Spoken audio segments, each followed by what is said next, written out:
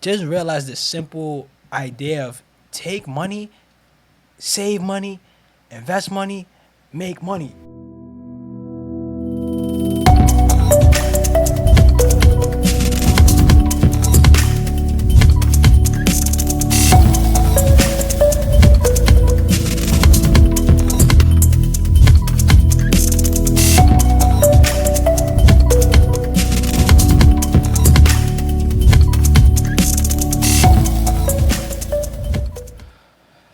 Thank you so much for tuning into this episode of the Blackatalyst podcast. It's me, Kyle. It's Chris. What's going on? You already know. You're about to get into it.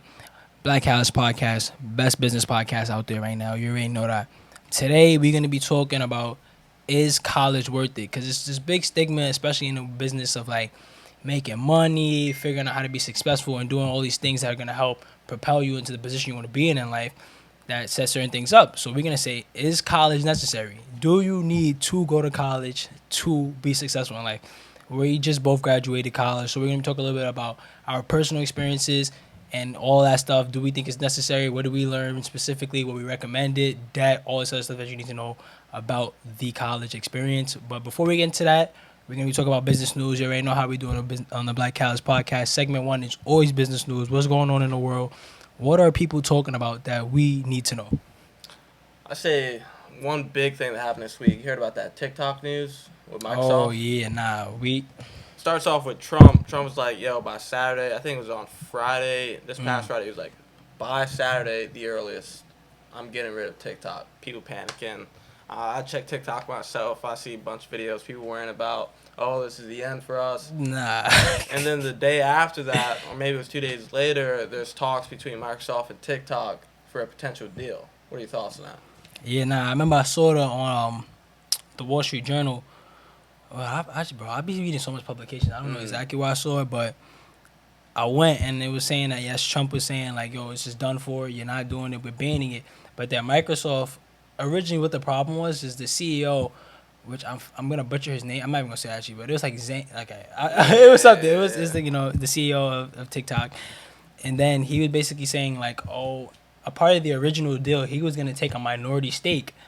But then when Trump started doing all this stuff like, oh, we're banning the app, it's done. We don't want any association with TikTok. It's gonna be done. He said, like, listen, I want this deal to be done because it's gonna be a pretty lucrative deal for him. He's like, listen, I will take zero ownership. You guys can completely have TikTok US. I just want to get the deal done. And I think after seeing the CEO say, like, all right, listen, we're gonna have no affiliation with the app. We're gonna solely give it to Microsoft. That's when the deal started to roll a little better. Like, all right. And I think they said they had an 11-hour conversation with Trump. I think it's definitely been something that's. First off, it was under discussion for a while because this isn't the first time. This isn't the first time Trump's thought about getting rid of TikTok. I think we mentioned on our last podcast about the privacy concerns, or data breaches going to in the hands of China, which is no good at all. But what's even more interesting about this deal is how the idea that Trump has forced TikTok to be sold to a U.S. company. So, initially, in the beginning stages, it seemed like TikTok was going to be done for. Right. But it's now evolved into being a transaction that's benefited. I wouldn't say the U.S. economy would go that far, but has. But I would say that, though. I would take that leap, though. A lot of people use TikTok. It has, I don't know the exact number, but when I first checked, it's definitely a lot. It was at least 500 million users, daily. So that's a massive amount because it's a global. It's global, company. So to bring that to U.S. shores is definitely, I want to say a smart move, but also just very interesting to see how this whole thing will unfold, and if Microsoft will actually go through with it is something I'm looking forward to seeing. In terms of capitalism, though, it's definitely going to create more competition in our markets for a fact. Because they said that Microsoft is trying to make a big power play against Facebook. Like, hey, like what we got going on. We're about to buy TikTok. But at the same time, Instagram is about to release a TikTok alternative called Instagram Reels. I haven't heard about that. So basically, once you go on Instagram, you go to Explore page, there'll be something that comes up like a screen, and it'll be like TikTok videos. TikTok videos, basically, and it'll be called Instagram Reels. So you click in and you scroll. It's just like TikTok. You keep scrolling. Every video is a different person. Did you see Snapchat has that now? Nah, I didn't even peep that either. Bro, so the thing is about the social media, they just say first. So I was on Snapchat just looking at stories, and then I tried to underneath stories now they have like a news feed, so see what's going on, like news feed from a bunch of different places that you probably aren't even subscribed to. But now if you go to it, it's in TikTok format. So like, is it right now? Pull it up. You'll see. I'm pulling it up right now. I gotta see. So what's that? Go. Wait, where your story's at? My story right here. Oh, bro. Oh, yeah. Click one. Oh, you don't even got the update. Yeah, I probably didn't even update. But it's crazy to think about like how quickly social media apps now are like will get in tune with another app that they're nervous with. Like think about Instagram before. Bro. Oh yeah, it's kind of similar format in the fact that you can keep scrolling. Oh, and everything is different. So it's the craziest thing about this is that it's geared to the person. Yeah, so obviously, like with a certain amount of data, they know my own interests or whatever and whatnot. But it's definitely interesting how social media apps will like replicate what they see being done, which goes back to we're about to introduce right now, the idea of monopoly. So you'll have like the biggest company replicate what some other company's doing because they see it's about to be successful. Yeah. And then they essentially take over the entire market, become number one at that, and essentially shut everyone out. So Facebook, for example, initially, I can't remember when they started. It's been a long time, but initially it was just myself. A platform to connect with friends. Yeah, they didn't have nothing that they have today. And then Instagram comes into the picture, and they start doing pretty much the same thing, but now it's just photos. Something about like personalizing just the photo experience was revolutionary at the time. Facebook bought Instagram. Facts. And then Instagram did some grimy stuff to Vine, bro. Literally destroyed Vine's whole game plan. Because Vine was like one of the biggest platforms that had videos until I don't know if you remember. I don't even remember for some time that Instagram did not have videos. It was only pictures. Damn, but that's mad long ago that you don't even think about it. But I remember like freshman year of high school, Instagram did not have videos, and when they released videos, it was like, we could release videos on Instagram now. That's crazy. And that's what this whole tech hearing was about this past week. I don't know if you guys had a chance to tune into that, but essentially Facebook, Apple, Google, and I'm missing one. Not Microsoft at all. It might have been Facebook, Apple, Google, and Amazon. Bezos is the boy. They were all pulled up into the Senate, and essentially the premise of the entire hearing was, are you guys acting as monopolies in, like, your given space? So, like, for Facebook, some of the things that were being said is how they took over Instagram, or there's many other examples of them taking over companies and essentially just shutting out small and competition. Or Google, for example, they would utilize Google searches or people who use Google to improve their own ability for their own operations, essentially. So they would have all the data. They would know what companies would be looking at a certain... They essentially had the entire like marketplace that they were competing in and all the data that was relevant in that space, and then used it to succeed in that space and to propel them into the forefront. Matter of fact, hold on. I'm gonna pull up something right now because that just and the whole idea, big corporations are dirty. The whole idea of that is very monopolistic. Look at this. Amazon met with startups about investing and then launched competing products. So that's exactly it. That's dirty, bro. That was brought up in the hearing. That's literally dirty. I think they were saying that like dealing with Amazon is like a double-edged sword, for entrepreneurs, because Amazon's size and presence in many industries, including cloud computing, blah, blah, blah, blah. Basically saying that Amazon's like, oh, that's a very nice company you got over there. Like, that's like, what's going on? Like, yeah, we want to buy that. They'll go to the meeting. That company, you're like, it's Amazon. You're obviously mad hype. Like, Amazon wants to meet about buying. So they start showing Amazon, like, this is our business model. This is what we do. This is how we do it. Amazon's like, all right, great. Go back to the office. Yeah, I think we should need to start that. So then the company is trying to figure out, like, Amazon, what's going on? Like, we're going to move forward with the purchases? Oh, we're no longer interested. Boom. Amazon launches the same exact service. But now it's Amazon. At a scale, because they're doing it at baby scale. Amazon's doing it at gigantic dinosaur, like, wild scale. And literally that little baby that was just getting some profit, gone, bro. That's sick. It's pretty crazy how they could do that. And I think in the end... honestly, we don't know what the results of the hearing were in terms of what legislation will be passed. They're going to skate that, bro. I think they're going to skate it. I think all of, like, Bezos, Tim Cook, like, they all did a good job at explaining what they do and how they, like, essentially, they're just trying to help people Like that's at the forefront of what they're But doing. But then like you go into like Amazon, like yo, buying out Whole Foods, right? When that came out, that was a big thing, right? So Amazon's yeah, getting into the food space. So the ability for them to shift into even other markets just because of the scale that like that they're at. that they've Bro, reached cause is they can just literally do anything. And they have, and then kids like even go back to what you said about the market. You know, I don't want to go in circles too much, but like going back to like Google having all that information, Amazon has Amazon Web Services, all that information. They're two plays like Google Trends. If anybody searches something and you're in that market, they got you, cause they already know you're coming. Like they already know people like what you're doing. You're done for.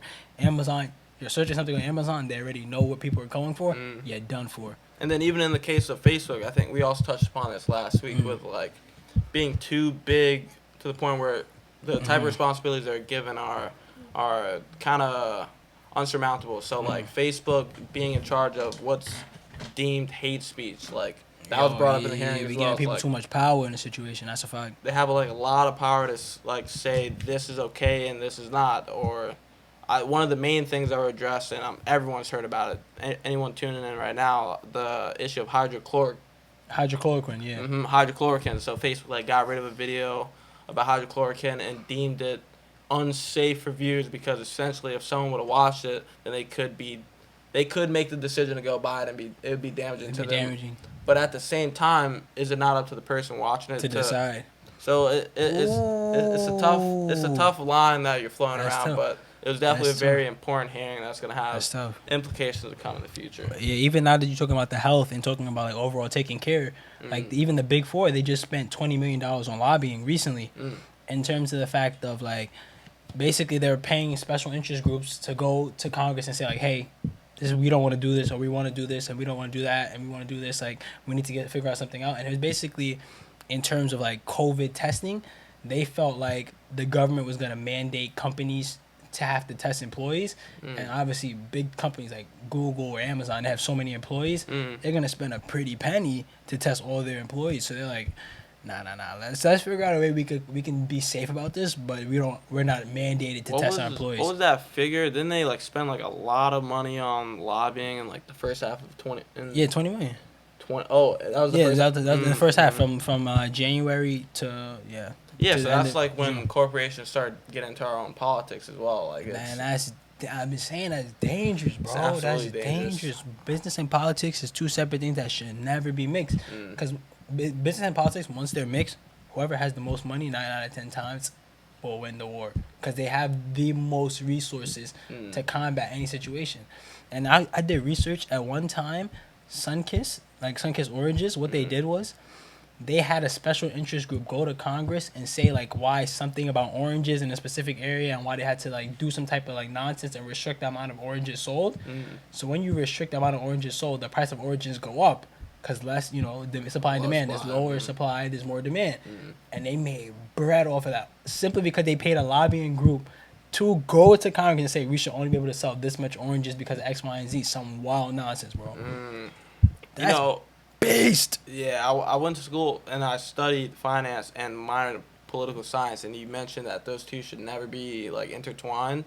And the one thing that I noticed, like, with anything that I've like got from that experience, which we'll go into later, is that politics and economics always intertwine. There's always some intersection between the two, even though there's always like some sort of it's always an intersection that goes poorly. Because the fact that like in business is like, and the problem is, which is like beyond the scope of Blackatalyst podcast, because it's just like way political. But it's like, should the government be able to interfere with business? Because technically, businesses would have no reason to deal with the government if the government then try to intervene in what they do. But once the government tries to intervene in what businesses do, the business is like, all right, bro, now you're getting me upset. Because it's like, you need to govern the people. Let us govern what's going on over here.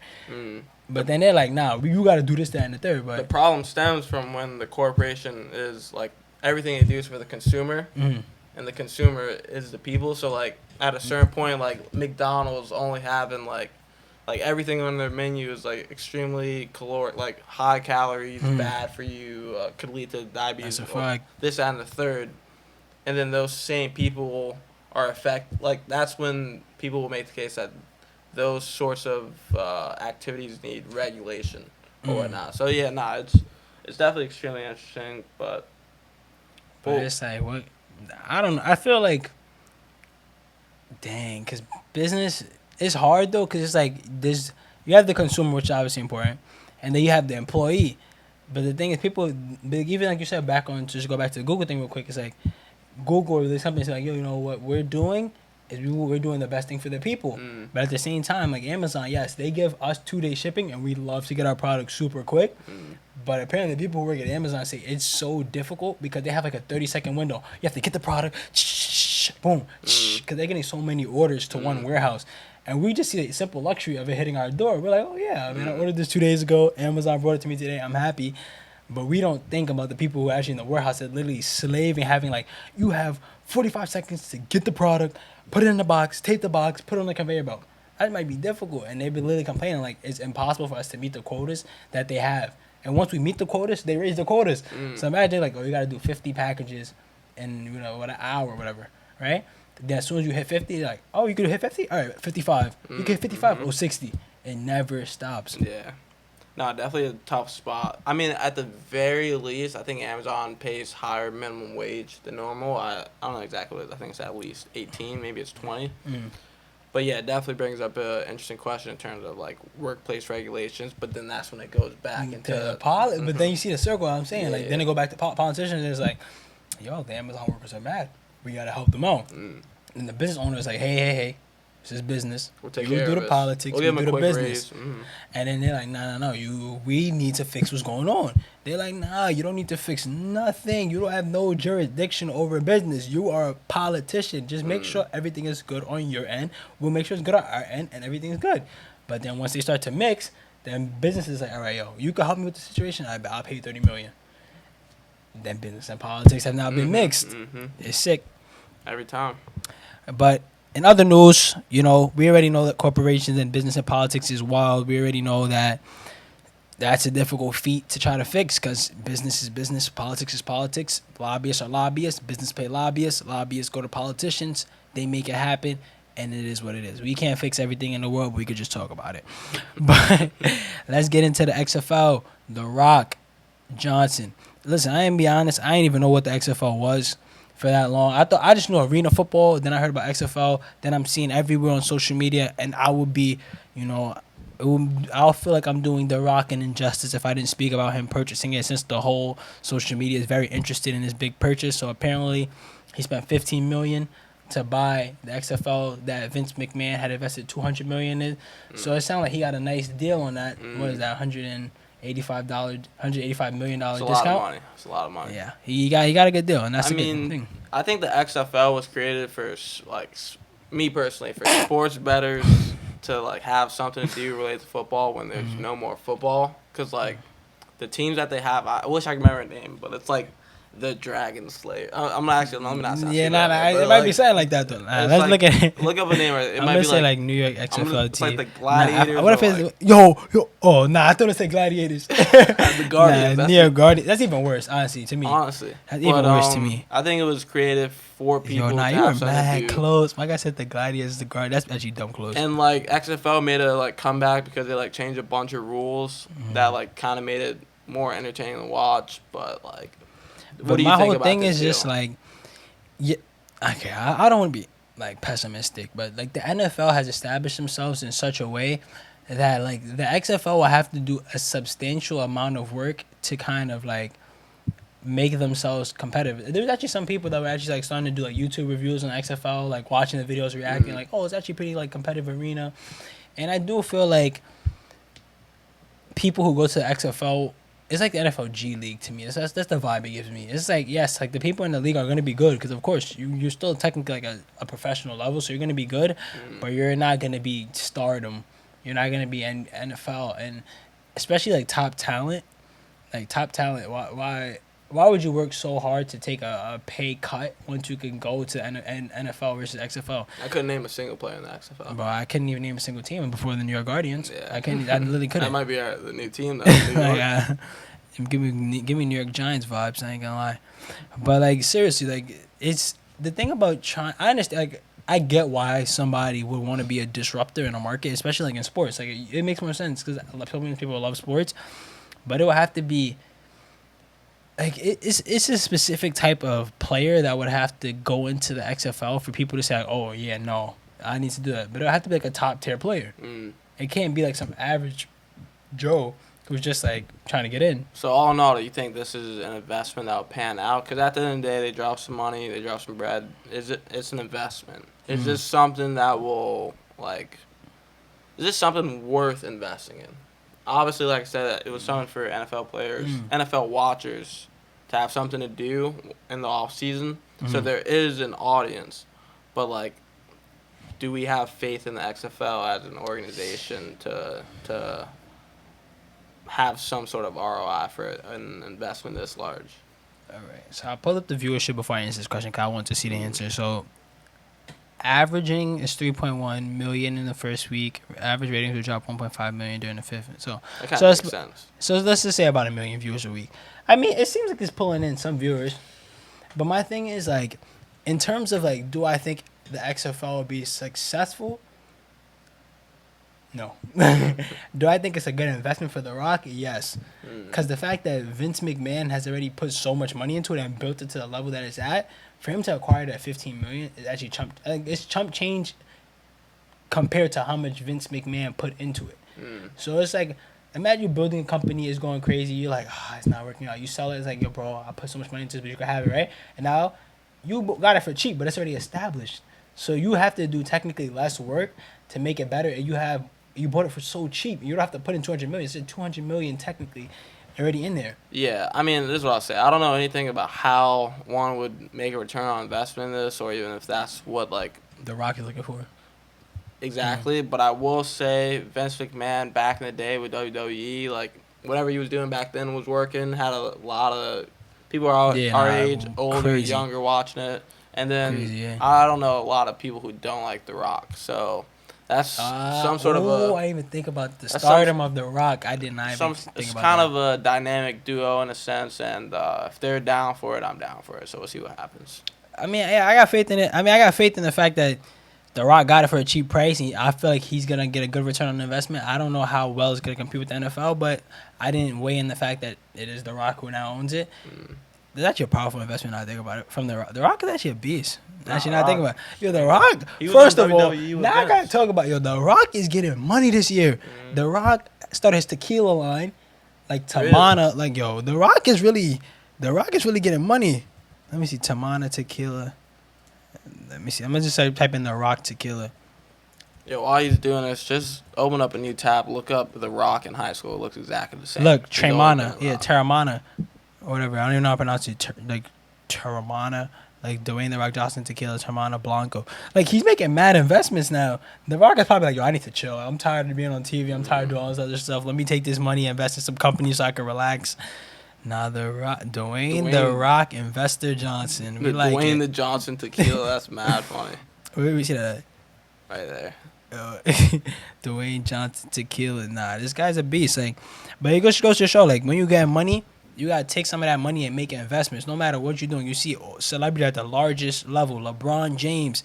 I remember I was looking in. LeBron James owns 2% of I forget. I want to say Liverpool, but I might be wrong. But Liverpool. Yeah, no, you're right. Yeah, owns 2% of Liverpool. He owns like a part of like a Blaze Pizza, getting money off of like this pizza chain. He just started Spring Hill Entertainment with his boy from childhood, who's also his manager. And he's just making like a series of investments. It just goes to show, like, no matter what your main like income is, take some of that and just keep investing. Whether it's investing in stock, we love stock over here in the Blackatalyst podcast. You invest, I invest, we love it. So it's like, just realize the simple idea of take money, save money, invest money, make money. Definitely. Nah, you said it perfectly right there. I think even Shaq, he way back when, before Google kicked off. Shaq is a beast, bro. He put a bunch of money in Google, and everyone knows where Google is now. Ironically, we were just talking about them. It's always a good idea to put your dollars elsewhere. Look at this right here. Since you're talking about investing, look at this. So in 2001, if you bought $399 of Apple stock instead of buying the original iPod for the same price, today your stock would be worth $187,000. 1K invested would be worth $470,000. But people want to listen to music, bro. People want to listen to music. People want to be in school. They want to be showing their friends some fire iPod. Like, look at my iPod Touch. Look at this. Look at this. Bro, you could have been having, what was that, 6 figures, bro. You could have had 6 figures. But you want to be cool, bro. It's not fun to be cool. Nobody cares, what's bro. What's even more ironic about, bro, about that is, like, if we started, and this is bold. No, that frustrated me when I seen it this morning. I ain't gonna lie. As it should, but like, frustrated me. If we started teaching kids to think, they don't have to know how to look at a chart, trade a chart, but like, think. So just like, having that kind of financially, mindset, right? Financially, literally, that's what it is. It's like, so like TikTok blew up, but in terms of the younger generation, it's the most appealing to them. Even before, like, for our generation, Snapchat was kind of a big thing, but like, it's these things in the younger generation, or like, I mean, millennials in general. Obviously, there's Gen Z. But, like, we take up a large subset. I think I saw something today, like, Gen Z and millennials, like, make up, like, almost 40% of, like, voters. Oh, so, like, yeah, we're coming a up, big coming up. subset That's a of fact. the population, or even corporations coming up want to know, like, our trends, like, what we're into, because they know, like, what we drive in the market. So, like, the idea that back in the day when the iPod was coming out, obviously there were older people getting it, but, like, it was very popular among people our age. If you would have just invested that, you would have $500,000 now.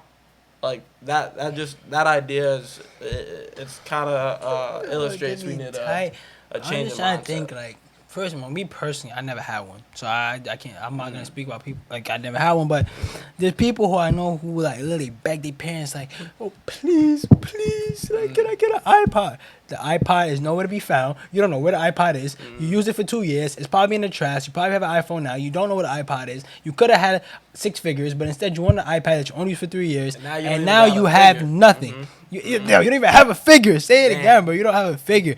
But just to get to the point, it's like, yo, use your money wisely. Like, especially people like, okay, if you're under 18, I will understand. Like, you're not going to be thinking about your future that much. You're in high school. You want to have fun, which I respect. But if you are 18, 19, 20, 21, start to think logically. You want to go and buy those Gucci shoes that cost $800. Bro, invest in Tesla. Invest in some stock. Don't buy some shoes that you're going to scuff up in 6 to 12 months that you're never going to use again. Make serious investments. The same amount of money you're going to spend to go buy Gucci shoes, like buy some Balmains, whatever you want to buy, you know, some Mary jeans, whatever you want to buy, right? You could use that same money to start a business, bro. You could literally go buy some product, flip the product. You could literally go to a store and say, hey, you know, let me get some of this at a wholesale price, go back, sell it. It's business things you could do.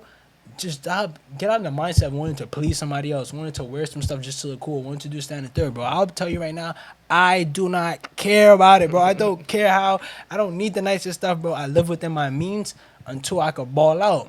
People want to ball out before they can even live within, before they can even make stuff make sense. I was just hanging out the other day, and he had these nice pair of shoes on. I'm like, yo, how much those cost, bro? He's like, it was like $700. Yeah, never. And they look bro. good For too, what, but bro? like, for what? Hey, Yeezys are like 4, 5, maybe you get it for 3. But they weren't Yeezys, and they look fresh. I respect them, but I'm not gonna tell them like, yo, you shouldn't have done that. But like in my head, I'm thinking like, bro, $700. You know what I can do with $700 on a stock? Like, bro, it's definitely a mindset. That's the thing that fun. Like, even especially like, I'm gonna share a little story with y'all that I ain't feel like I was gonna share, but I'll share it though. It's like, you know, even like in terms of like e-commerce and just watching like how what $10 worth of ads to your store could do. Imagine $700 of ads, but you want to spend that on some shoes, bro. Just put stuff in perspective and make things make sense in the situation. If you, especially, I remember in the book, I forget what book it might have been. It's either Rich Dad Poor. I think it was Rich Dad Poor Dad. I read in the book. A lot of people love the book. It's like, if you want to buy something that's fancy, use a revenue producing asset to do it. But if you're using like your job, right? It's not really the best thing. Use like, say like for example, you take that $700, you put it in stock, right? If that stock gives you a nice capital gain, you cash out, use that money to buy it. Because then you still have the stock, but you still got the capital gain, and you still have some of the shares in that stock. Yeah, that concept you're speaking of is like pretty foreign to most people. Like the idea of creating revenue or using the revenue created to then buy something. Or like, even if, for example, like say like, oh listen, I want those Balmains, they're fire. Or I want these, I keep saying Balmains, I don't know, that's the first thing that comes in my head. But like, say like a Mary's or like Gucci, Louis Vuitton, whatever the brand is, say like you want those, right? Instead of saying like, let me buy that today, I'm gonna instead invest in a business. I'm sorry, I know it's repetitive, but I want y'all to understand the point. Buy something that's going to create wealth for you and use that tool to buy the stuff that you want. Don't just buy the stuff that you want, because you could buy the wealth tool that's going to help you get that. Then once you buy that, you still have the wealth tool that's going to continue to get you more money. Makes the most sense to me. I think we should conclude the business part of the podcast That's a since fact. we're diving deep into We the diving things that you deep. guys need to hear, but it's less business related. So is college worth it? We'll go into that in the next segment. Of Yeah, the in podcast. segment 2, we're going to get into that. So stay tuned. We're going to get right into it. All right, we're going to get into segment 2 of the podcast. Today's topic, the main topic of today is college worth it? Very big debate. Some people say you do need college. Some people say you don't need college. We don't know what the answer is. We can only talk about our experience. We just both graduated college. So let's first start. I want to preface it by saying let's talk about our personal experiences. Like, you can just talk a little bit about like how you felt about it. I'll talk about how I felt about it, and then we'll dive into like overall, like, does the average person or anybody who feels like they're on a journey of wanting to be successful need college? Yeah, so I mean, there's a lot of different things to go into. In terms of whether it's worth it or not, we're gonna have to throw up a few things and then get after it and see, like, pick a few things out and really see what lays underneath. But in terms of my own college experience, the one thing I remember is the social scene for sure. So in terms of social skills, the ability to interact with others, network, connect to people, develop a better connection with others, just like, I would say most definitely. Like, you're around a bunch of people who are your age, you're all going through the same experience, so like there's like this saying, like, you create the best bonds of people who you have shared experiences with. So in that aspect of it, college was an amazing time. I had an amazing time socially. In terms of academically, there was a lot of things that college had to offer that I could have gone into. For me personally, without a doubt, I went to college, I was like, yeah, finance. There's no question. No, without a doubt. For You some gotta reason- get money. You gotta get money. For some bro. reason, I didn't even think about that. So I was like, yeah, I'm finance, whatever. But there was a bunch of other things I could have gone into.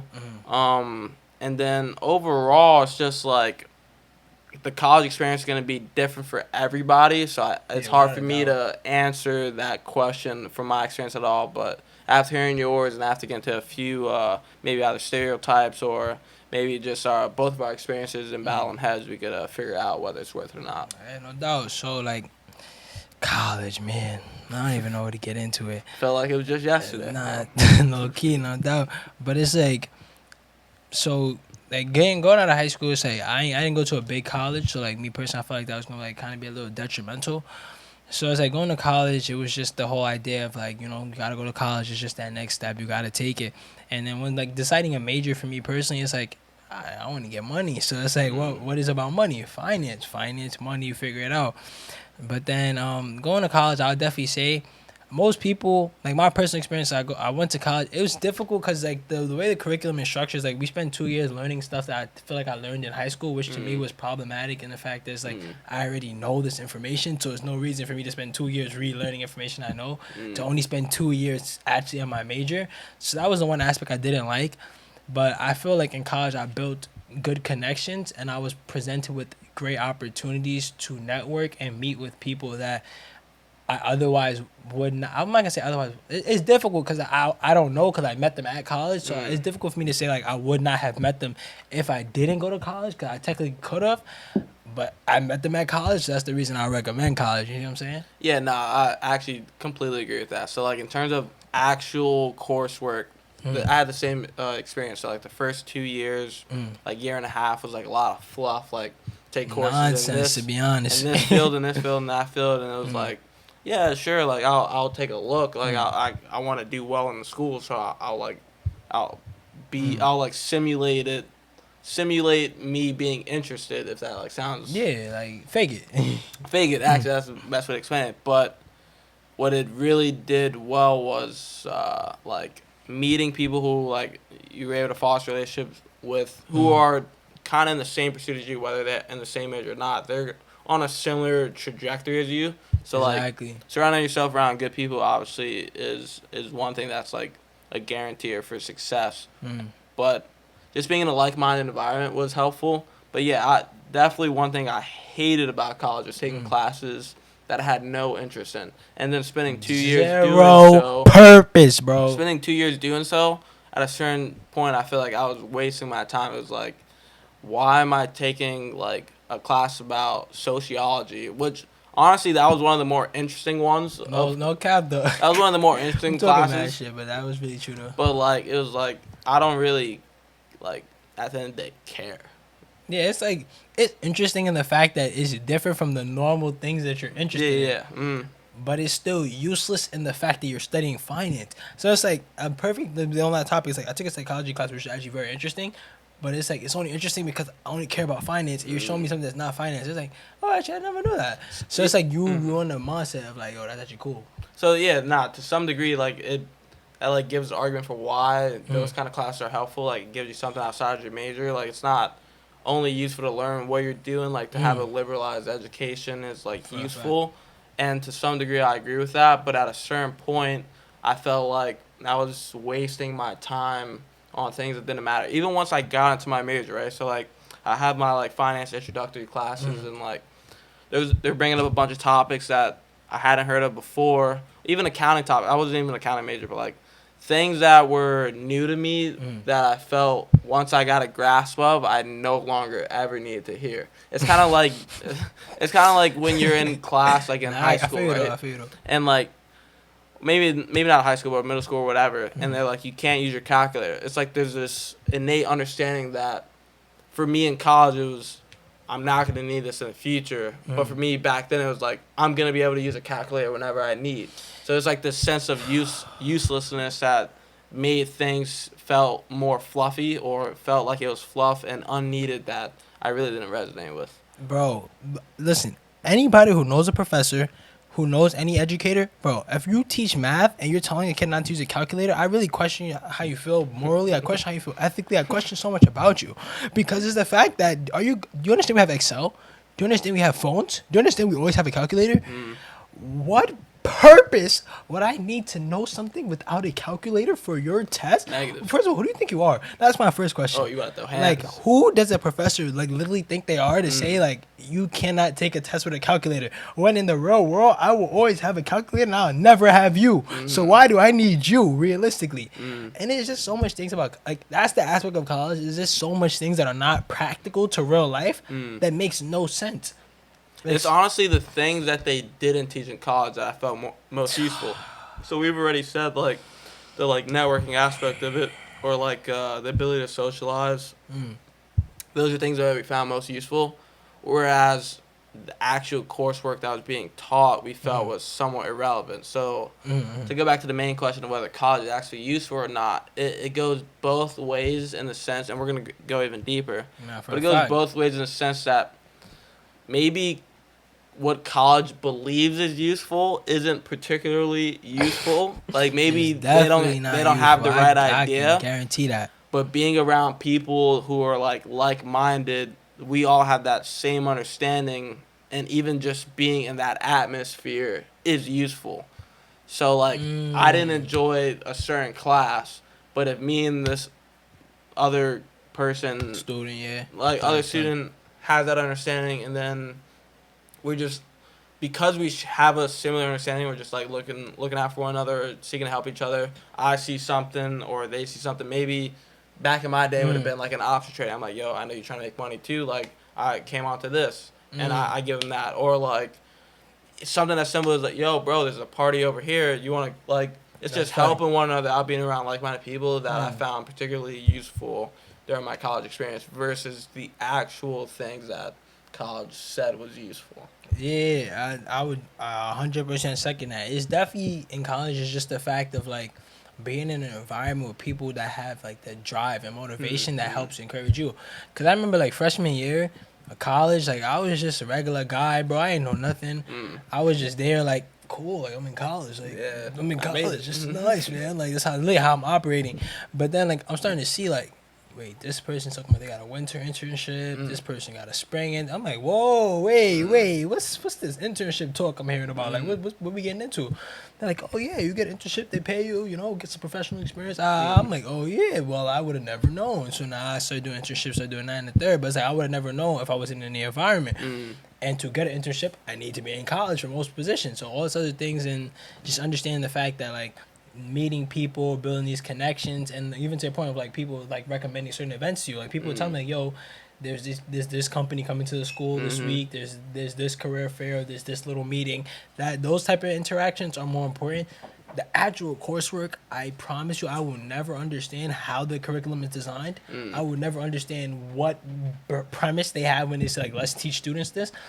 I literally, there's only probably 2 classes that I ever took that was useful to me: investment analysis and advanced corporate finance. 2 classes that were actually like very, very helpful. The other classes, I don't know what I learned. I don't know what it pertained to. Maybe that's just me, like personally, I only cared about those 2 classes. Yeah. But other classes, I don't know. I don't know, bro. Nah, it's definitely interesting that you brought that up. So like, I brought an example of like the party scene, but the example of even like a career fair, this that, and that. I've had that experience on multiple occasions where it's like, bro, did you know on Thursday this, that, and that's happening? And like your own sphere of knowledge can only go so far. So like, maybe like you're not checking your emails, or maybe that just never even came out to you. But like the ability to have people, I mean, we've all heard the expression 2 minds greater than one, and it stems from exactly what our anecdotes are kind of illustrating right now. So that just like you can only do so much, but to have like a sphere of people who are also seeking the same things or similar things at that, also who has their own sphere, for lack of better words, it's like it increases your own sphere. Yeah, as a result. Because just the fact that it's like, even going back again, it's just like it makes more sense to be in an environment like, even take college out of the picture, right? You're gonna be more beneficial with people who think the same way as you, regardless of if college is in the picture or not. And just in general in life, you're gonna be better off in life if you're around people who have similar values as you, have similar goals as you, because you all are working towards the same thing. Therefore, it's like, oh, yo, bro, you want to get money? I want to get money. Let's figure out how we can get money. So we both have like-minded. You could tell me, you could teach me a lot of things, like you always do teach me stuff. I could bounce some stuff off of you and stuff, and we could build, that type of relationship where it's like, yo, bro, we gonna get money because that's, we think the same way. But in college, in college, there's so many people who think the same way because everybody's in the same mindset. So it sounds like it's beneficial in the fact that everybody has the same mindset in college. And like, obviously, there are people you'll run into who don't have the same mindset, but it sounds like the opportunity or the advantage lies in the fact that you're around so many people in general on a constant basis, that you at least have more of the ability or more of the opportunity to come across people who do have the same mindset. So with that being said, obviously we've reached on the aspect, the social aspect of it. We've talked about the academic aspect of it. We know academically, maybe in our own personal experiences, it didn't work out as well. Obviously, there are a lot of things that they taught that to some degree were useful. You can't knock it entirely, but for the most part, maybe it wasn't. Socially and networking, those aspects were very helpful. What about in terms of how college is structured in general? So oh man, I could go on for days. There's a bunch of majors. You for both of us, there was no hesitation in choosing finance. But there's majors: communication, history, political science, women's studies. To what degree? So many majors. To what degree do you think? The major. So I just thought about saying that but to what degree do you think the major has an impact on your college experience, and even deeper than that? Nah, I'm listening to you, bro. What's up with you? Bro, and even deeper than that, to what degree does what major you choose have an effect on your college experience in general? So basically, your question, what major? How does the major affect college experience? Exactly. Okay, got you. So listen, I'm gonna be honest with you. And I feel like a lot of people is honest with people. It doesn't matter what you major in. In my personal opinion, some majors are very useless. I hate to tell you. It's very useless, but you want to know something that's great about it? Companies don't care how useless your major is for whatever reason. I personally would care, but companies don't care how useless your major is. You could go to school to study urban sidewalk renewal, and you can get a job. Never been sidewalk. And how, I don't understand, because me personally, I would think that if you want to do something in any field, you should major in that field. But I've seen people get jobs in finance with degrees in philosophy, with degrees in literally like historical I know a art, which philosophy make major no sense to me. who had a job at a top investment banking firm, like as a philosophy major. Had I You see known why that, I get mad, bro? Because it's like, yo. had I known that, I would have easily been a philosophy major from day one. Listen, when I tell you, I literally went through the most difficult curriculum possible taking finance. I'm talking about like calculus level nonsense. Just so I could, try to get into a financial career.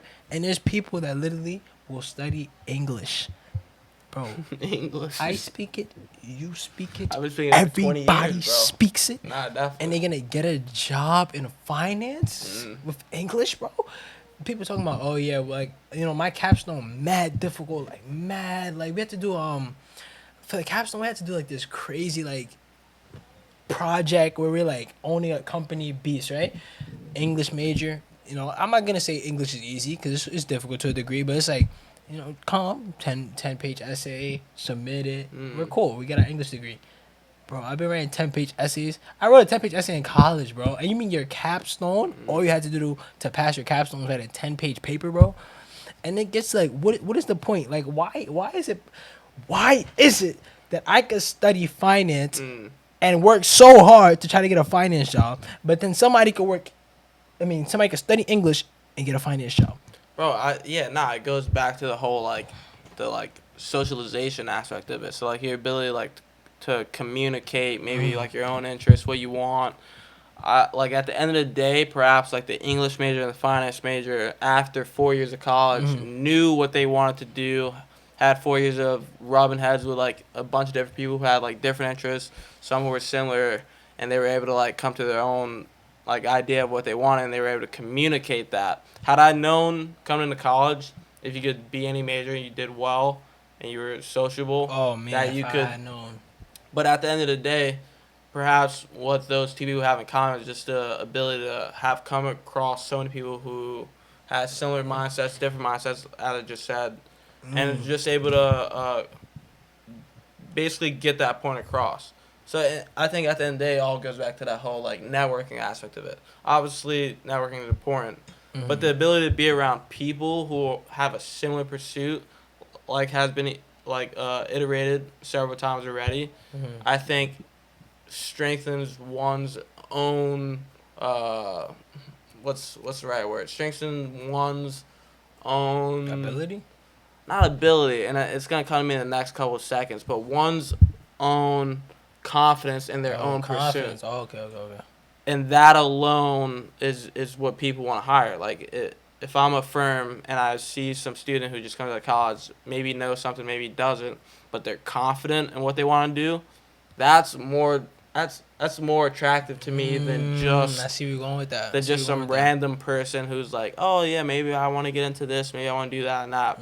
It's more so like the confidence of it, and I think that stems from just being in an environment around so many, maybe it's just people your age, being around in that atmosphere that allows you to really know what you want. I got 2 points I want to make on that topic, that what you just said. First point is the fact that, first one is a question actually. Do you feel like, in terms of the fact that like me and you, we both thought like, yo, we want to get money, we want to get into business, let's study finance. It literally makes the most sense. It made the most sense. But do you feel like it's the environment in which someone is like raised or come from, so like it's taught? Because think about it like this: say like someone's coming from like a more affluent position or something like that, right? And their mom is like, I studied blah blah blah blah blah, but I work in this. So you already have the mindset of like your major is just what you like, but it's not what you want to be working in, right? So do you feel like certain people from certain communities would say like, oh, let me pick the major that directly correlates because that's what makes the most sense, while people from different communities would say, like, listen, I can study whatever because my parents study da-da-da-da-da, but they do this, that, and the third, so it doesn't make sense for me to study this when I can study that and still do this. Yeah, and you said a lot there, but that makes sense. So, like, definitely someone's background absolutely has an impact. That's what I'm thinking too. That's what I'm thinking. Because for you and I, it was a no-brainer to choose finance, even though, I mean, like the idea of college was like a relatively foreign space. So Mm. in terms of what majors were the best, it was kind of I didn't even do like that much research on it No, or me whatever. neither. It was just like I just picked it. it was like finance, yeah, bam. And I think that Mm. might have been from a degree of I do want to say Money, bro. it was yes, Literally. money at the core, but like this idea of financial freedom, security, that was like subconsciously like Low key, yeah. so like that idea of it definitely is entirely correlated to one's background Mm. relative to someone else who might have they've had generations of people who have gone to college, Mm. maybe their mom's a doctor, dad a lawyer, or Mm. vice versa, might have more freedom to do so Mm. because they've seen how different professions can reach certain levels of success. It's hard to say for sure. I mean, I've Mm. met a lot of people who are in similar positions, but there's no like common thread between them. I Mm. think the rule is illustrated the most in us in the sense that we both just chose finance. I know a lot of people who are in Yeah. similar situations who are just like finance, but I Mm. would say to answer your question, I think if you have more knowledge coming in terms of what you can do with different majors, so like someone who's like, Mm. I'm gonna choose history and I know that in the end I can do whatever I want with it, might be in a Mm. more advantageous position For a because they're slightly fact. more knowledgeable to the fact that your major isn't decisive over It's not what directly correlated to it's your not the outcome. end all be Mm. all. Versus where we were, it was like, oh, it's a new sphere. We gotta pick the thing that's gonna have the most More impact. impact. And it's like Ooh, that's finance, the tough. thing that's That's gonna have the tough. most like tangible results Return, yeah. return. And so we chose Mm. finance. So yeah, no, there's definitely a difference. And Cause this is the idea of like a basis. Cause it's mm, like, if you like, just to go back to the original question, like if you in an environment where you see like, listen, major doesn't correlate to profession, which doesn't correlate to success, mm, then you have that mindset. So you're like, oh, I can go study whatever I feel like is most beneficial to helping me grow as a person, and then still get the profession that I think is gonna help me grow to success. mm, But then most people who don't have that idea, because you're not taught that, you're gonna go into saying like, I'm gonna pick the major that I think is directly correlated to the position, that I mm, think is directly correlated to the success, mm. which is not always logical, And then especially in college. let's take it one step further than that. So like we've definitely hit on a lot of different points in terms of the inside the college Mm. space. What are your thoughts on people trying to reach those same levels of success Mm. outside of the college space? So Ooh. for one reason or another, they're like college is for me, or Mm. they're like I don't need to go to college. Like I can do this on my own. Like how do you feel that person fares against? I wouldn't even say against someone who did. Just how does their Compared to though. just like relative to the alternative, how does someone who's like I don't even need to go to college, not necessarily that like I don't want to, but it's like someone who's like I don't need this route to be successful on my own path, and it's a path question because there's a Yeah, lot it's there, definitely a lot but there. But I definitely feel like it's a very important question. The fact that a lot of people have the mindset they don't want to go to college, and it's so many factors that got to be addressed. The first factor I would say is, in terms of progression in life, just understand where you are. It's one thing to say you don't want to go to college, which is a very fine decision for you to make, but mm, understand that the journey you're subscribing to is significantly more difficult than somebody who goes to college. One, if you accept that, that's fine, right? But two, also understand that it takes money to make money. mm, So no matter what aspect we want to take, I don't. If you think you're the biggest boss in the world, it's like I'm not going to college. I'm a mm, boss. Like, I'm mm, getting money no matter what. Cool, bro. Nobody's saying you're not getting money, but understand the fact that you need money mm, to turn that into more money in any aspect. mm, So if you want to start a business, you need capital to start it. If you want to invest, you need capital to invest. Whatever you want to do, you need money.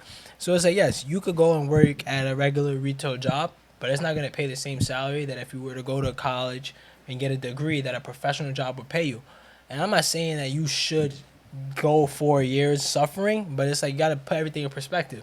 If you have to take on debt to do those 4 years, like a significant amount, then don't do it. It'd probably make more sense for you to do that, especially if you don't want to go to college. mm, But if you can go to college with a scholarship, with something that's more financially feasible for you, I don't see why you wouldn't take the opportunity, because it's like you could probably get way more capital that even if your end goal is to be your own boss, you can put more money into your business. It's going to be harder if you're working a regular job to take that capital and invest it into whatever you want to do, as opposed to taking corporate money, which is in most cases going to be more than a regular job, and turn it into a business, you know? I would say it goes both ways because, like, and you Mm. highlight a lot of interesting points, but the idea of going to college, I would say now is now shifted in terms of like the coronavirus economy. So like, Oh yeah, I didn't even think about that. but this whole online classes, like some people are dropping $60K a year to go to class, but now with remote 60K. learning, you're like, oh, you don't need all these facilities. I don't even need to be there. I'm just logging on a Zoom.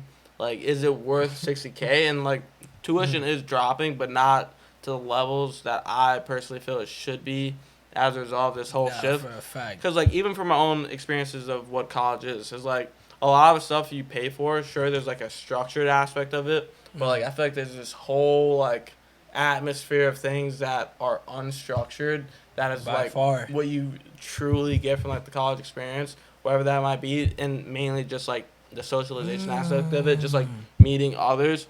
But now that all of that's been reduced, and now that like classrooms have been brought like just to online learning, and then that takes another step further. It's just like the idea of college, and let me preface it with this: it's like beforehand, I did agree with the fact that to get a bachelor's or whatever you were going for, to an employer standpoint, it made more sense. You're like, from on the basis of having met other people, I'll choose the bachelor's over this. If I meet both people, maybe my decision will change.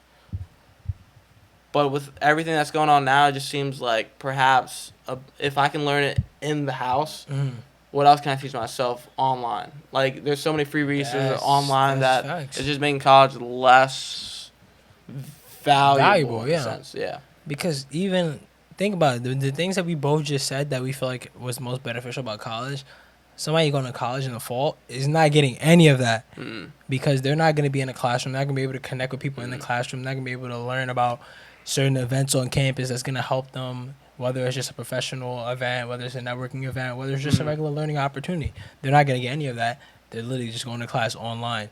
And also, like you said, put them in the mindset of just like, yo, if I'm learning, bro, what? I'm spending $60K to get on a Zoom call when I go on YouTube? Are you dumb? Like, nah, you're bugging. Nah, but like, that's absolutely. literally, I feel like that's your mindset to be in. Because like, wait, you telling me I gotta pay 60,000, 50, 40, 30,000 000. just to get into a call? You gotta be out of your mind. It doesn't make any sense. I gotta go on YouTube. What's the class? The class advanced Literally. investment Nah, analysis. actually, Let's go on YouTube and search it. Nah, I actually want to see. But no, you know what's crazy though? Even the white search this, what I'm gonna say, is people who are getting into like the online learning space are seeing so much return on investment, bro. Because that's where the world is going. But the average college is so conceited, or I'm not gonna say conceited, but so confident in the model that they've created that's actually dirt. And they're like, oh, you know, everybody's gonna go to college. There's people that are taking online courses, and I know I just was violating online courses last class, but I mean not last class, last podcast. But I was actually doing more research on online courses, and it just depends on what the course is, because not all courses are bad. And actually, like the more research I did, I'm like, yo, some people actually have elite courses, like literally the wildest courses. So even going on to like the online learning space is like, why would I pay $60K to take your basic information, which I don't really care about, when I could just go pay this guy $500 to take this guy's course? And I'll preface this by saying not every course is good, so do your research, because there's a lot of people that are fake gurus that are scam people. But it's like there's some courses that actually deserve that $500, $1,000 because they're actually elite. Like you say, your favorite class is investment analysis. My personal favorite class was security analysis. I just typed that into YouTube. There's Countless videos. There's so many videos. Let me go to Udemy. I want to go to Udemy. See what, even if you were to pay, it's not 60,000. Not at all. Nah, it's like like maybe maximum couple hundred. Investment analysis. I'd say like 60 minimum, 500 max. Yeah, my favorite course that I took was investment analysis. Boom, look, 140 for if you want to take like the top ranked one. Yeah, another one for 100. So you mean to tell me people paying thousands of dollars? It's my favorite. It says technical analysis, trading by technical analysis. Then you got investment analysis and portfolio management for 95. You got another stock trading strategies. And this is just if you want to be certified. So these are very useful in terms of like showing that you've like options trading 140. Yo, she going crazy. I ain't gonna lie. She got 4 courses. What's her name? Joy T. Bansal? We might have to get our own courses going. I'm saying I might have to create a course. But the thing is, like, if I create a course, best believe that course is gonna be heat though, cause like I just don't like the fact that people just be wilding. 26 lectures. Oh, okay, okay. Nah, yeah. Oh, she's going. Nah, I ain't gonna. Nah, listen, I ain't gonna lie. Jordy Bansall, you're getting money. Can I get $1? Like, what's up with you? But like I'm saying, like course is really not bad, especially like in specifics. I guarantee you could take this lady's class. It's gonna be super tailored to what you like, super tailored to certain things that actually are beneficial to the interest that will lead to success for you. For example, like we both like investing. I'm guaranteed if we take this technical analysis class, 140, is gonna we gotta invest in ourselves at that point. But we probably come out of the course and make way more than 140 if we actually apply ourselves and actually take the time to do what we gotta do.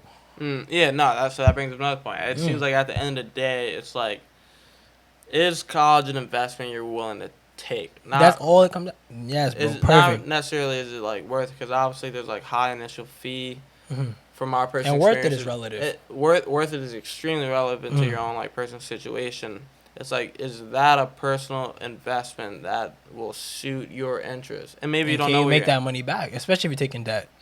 Hey, like that's a major thing. A lot of people, like myself, like that's a major thing. But is that investment worth it? Yeah. It's two investments I feel like with college that you have to really weigh. The financial investment, which is like actually paying for college, whether it's that you're getting a scholarship, which is fine. If you got a scholarship, go. I mean, it's free money. But if you got to pay, then you got to really question it. But if you have to take out a loan to pay, you're paying more than the actual college. So that's really when you have to question, like, yo, is this actually worth it? Bro, I got to pay interest to learn? wait, no. You understand? I have to pay interest to learn? No. So then you gotta really look at it from different angles. Then you gotta think about the time investment, which is probably the worst investment that I think for me personally. Because you could get money back, you can never get that 4 years back. And when I think about college, it's like, yes, it was beneficial, but there was a lot of things that I know now that I would have spent 4 years doing. I probably would have been in a way better position today. For the main fact that time was so valuable, but I was so caught up in the mindset of, I gotta go to college, I gotta do this, I gotta do that, gotta get a corporate job, gotta do all this other stuff, that I'm not saying it's bad, but I'm just saying there's different routes that can be analyzed in that journey, you know? Nah, and it's tough too, because like I feel the exact same way, but it's also like, would I be even cognizant of the things that this guy here, I like that I wish I was aware of 4 years ago that I'm now aware of if you did had I not gone to college, which is like, I don't that's even really know. what it come down to. And the thing is, I feel like a lot of the awareness that I gained was not even from the actual teaching, but it was like literally from students. The thing about college is primarily students that will teach you way more than is a professor in any aspect, whether it's getting a job, whether it's networking, whether it's just that. Whether you got a test tomorrow, it's like, yeah, bro, I need your help. Like, let me. Let's go to the library. Like, let's just even notes. Like, let's just figure out how we could do this together. Like, primarily it's students that would teach you way more. I think college is just like a great networking hub. Yeah, that's literally how I think about it. Honestly, and that's what I tell everybody. And it's like I would not want to knock college because I wouldn't have met a lot of people that were super beneficial to me. I feel like me learning in general, I wouldn't have met so many people that like so to this day I consider close friends and stuff like that. So I would never really knock it. But I think that you just gotta weigh if it makes sense. Like especially when it comes to taking debt, taking out certain things that financially will burden you, then that's when you really gotta analyze like, all right, is it worth taking a financial debt for networking? Because I will say it all the time, I don't know what I learned. Like, I know certain classes that I feel like I was interested in and they benefited me, but writ large college, bro, I don't know. Yeah, no, I'd say in some, like, so, yeah, you brought up the whole idea of, like, go to college for the networking aspect of it. So if you can, like, beforehand, you're trying to make sense, should I go to college? Is it worth it? If beforehand you already know what you want to do, and like you can factor in college in the equation, you're like, so this is what I want to do. If I go to college, maybe I'll end up here, maybe I'll end up there. Then you're in like a prime position, like weigh whether or not it's worth it. But I'd say if you don't know at all what you want to do, you're kind of just like, you just finished high school and you're just in like that stage of your life where you're in limbo, but at the same time you're able to level up, maybe get into just the next level. It's like, maybe at that point college could be worth it for you, because like we've said, being around people who have like a similar mindset is going to give you the ability to really know what you do and don't like. And honestly, what's very crazy is like, what's so useful is being able to know what you don't like. Because if I don't want to do this and that, there's only a handful of things that I know I want to do. But if you find yourself in a position before college and you're like, I know I want to do this, I know I want to go into this space, and you can weigh in whether college is gonna make that work or make it easier for you to go into that path, then maybe like that's when you need to start weighing things out, figuring out for yourself. But I'd say if you are really in this limbo area and you aren't really sure, then like perhaps college is a place for you to like. I don't want to say figure out your dreams and hopes because that like sounds a little too grandiose, but like just the idea of being around people who are also in a similar spot as you. That's very powerful into figuring out what you want to do. Yeah, and like just an anecdote on that, and that's it. Anecdote. An anecdote. Yeah, I'm bugging. But like, yeah, a little story about that same situation. It's like in college, like I went in. I feel like I knew what I wanted to do, but I didn't know exactly how to achieve it. Which I feel like is most people in any type of successful situation. You don't know exactly what, or how, but you know where you want to go. So that's how it was. But then, and being in an environment with so many people, especially for finance, like I feel like finance is just the most ambitious, wild people in the world. So like, they're all just like going crazy, and I'm just like in the midst of it. I'm picking up certain things just by being in that environment. And my only thing is just I feel like outside of college it's hard to replicate. Absolutely. That's my thing. It's hard to replicate. There's no doubt about it. A specific environment with so many driven people.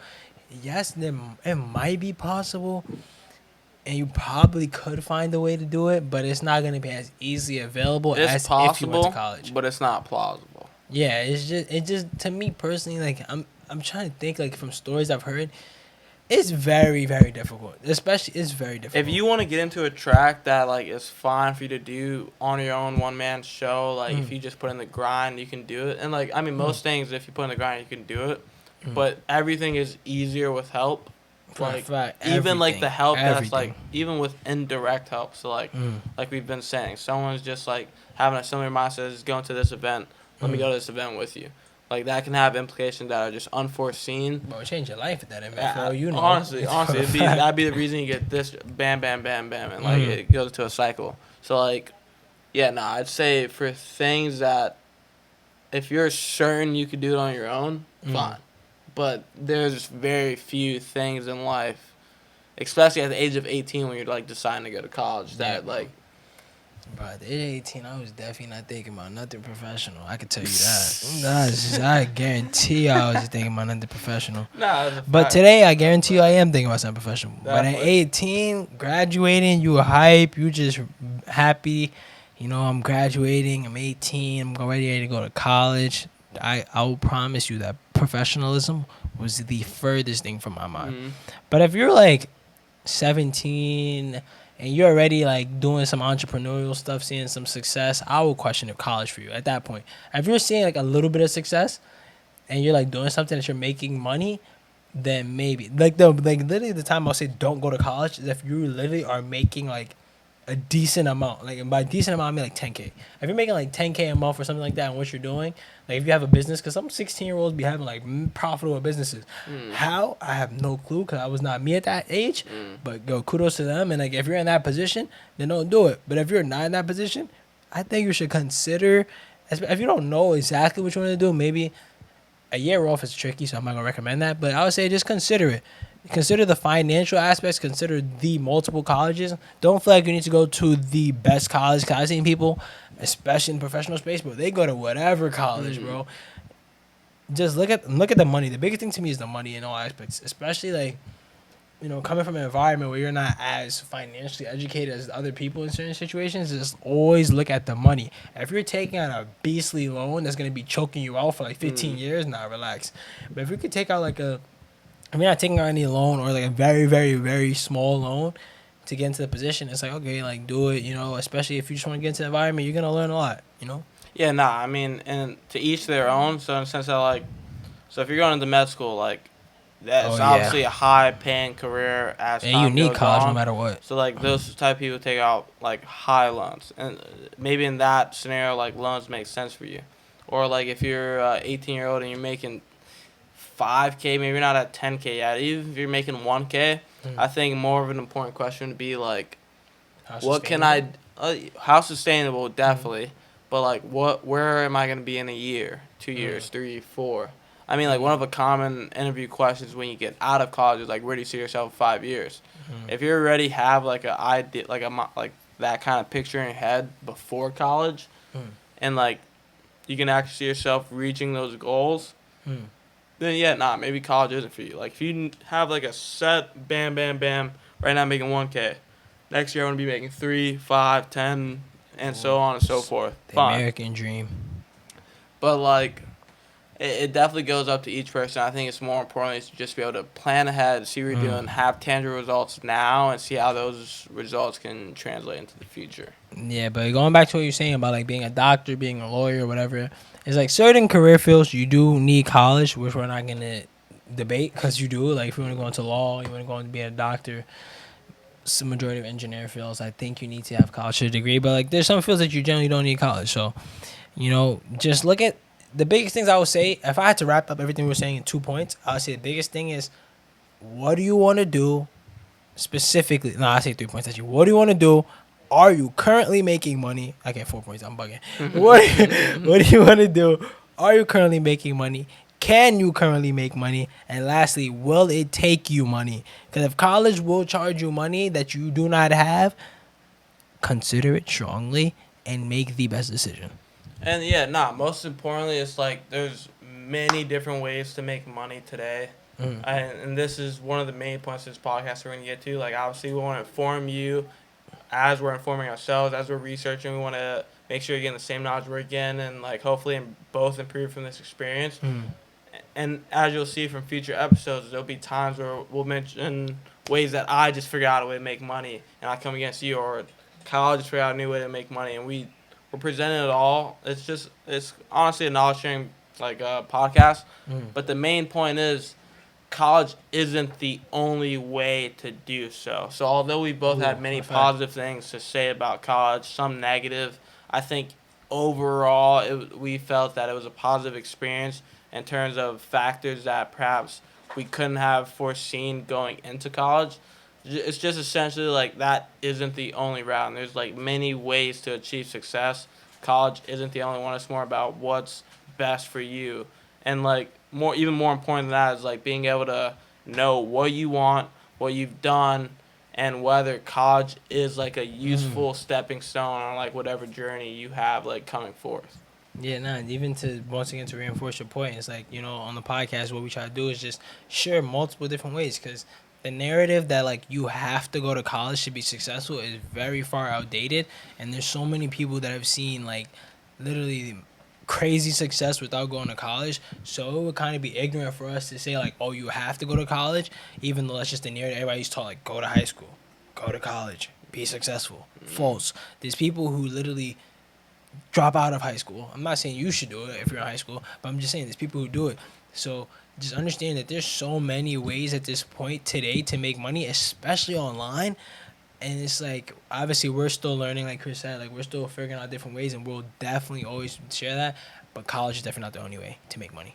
Most definitely. That's the main point. That's absolutely a fact. And it's one of those laws that we like live under. Like, sure, college is a thing that will help you if that's your given route to take. But in the end, that's just not it's not a necessity for success. And that's just one of the most important things you want to get out there.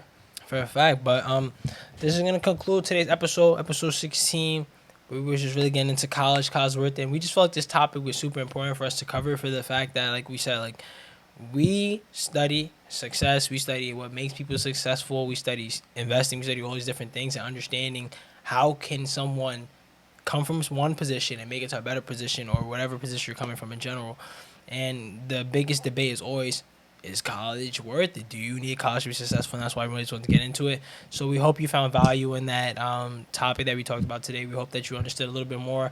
If you're contemplating going to college, if you're in college, whatever, if you're in high school, hopefully you found this episode valuable. Don't forget, if you have a friend who you think could benefit from this information, share it, subscribe to the podcast, like the podcast, follow us on Instagram at Blackatalyst. And, always, if you have information that you feel like would be beneficial, any business news you want us to talk about, send that information to the DM.